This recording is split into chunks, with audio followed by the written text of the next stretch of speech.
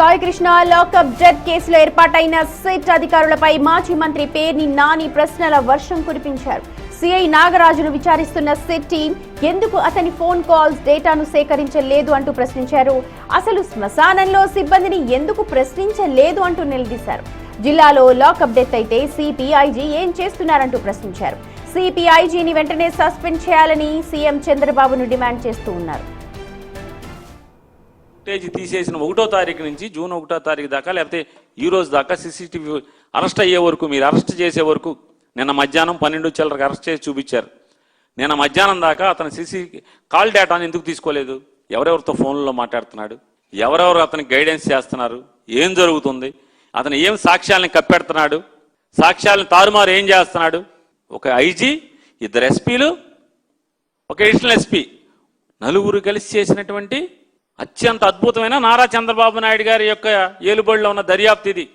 శవం తీసుకెళ్ళాడు జైలు. ఇంకోటి కూడా గమ్మత్ ఏంటంటే ఈ అధికారులందరూ కూడా చచ్చిపోయాడు అతను మాయం చేసేసారు డెడ్ బాడీని అని చెప్పారు. ఈ సీసీటీవీకి ఎతకలేదు. శ్మశానానికి చుట్టుపక్కల ఉన్నటువంటి ఏ శ్మశానానికన్నా వెళ్ళి విచారించారా? ఎవరెవరిని విచారించారు? వారి పేర్లేంటి?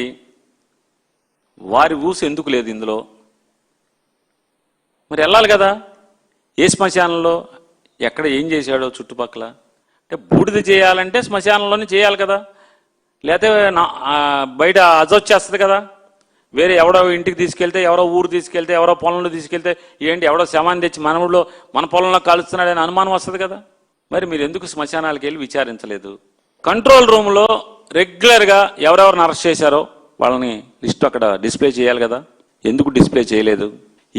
ఎవరైతే చనిపోయాడో హతుడి యొక్క అరెస్టు తర్వాత ఎందుకు అంటే కంట్రోల్ రూమ్లో కూడా ఏ స్టేషన్లో ఏం జరుగుతుంది అనేది కూడా యాక్టివిటీ, పోలీస్ యాక్టివిటీ, అరెస్టులు, ఎఫ్ఐఆర్లు ఏది కూడా కంట్రోల్ రూమ్లో కూడా డిస్ప్లే చేయట్లేదు అనేది అర్థమవుతుంది కదా.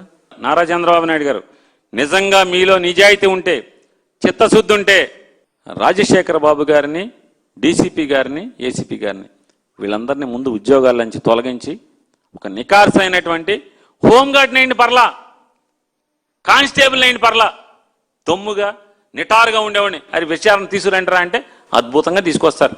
ఇవాళ మీ ఎర్రబుక్కు రాజ్యాంగం, ఎర్రబుక్కు పరిపాలనతోనే ఇవాళ విజయవాడలో బరితెగింపు. ఇవాళ ఈ బరితెగింపు అనేది అదే.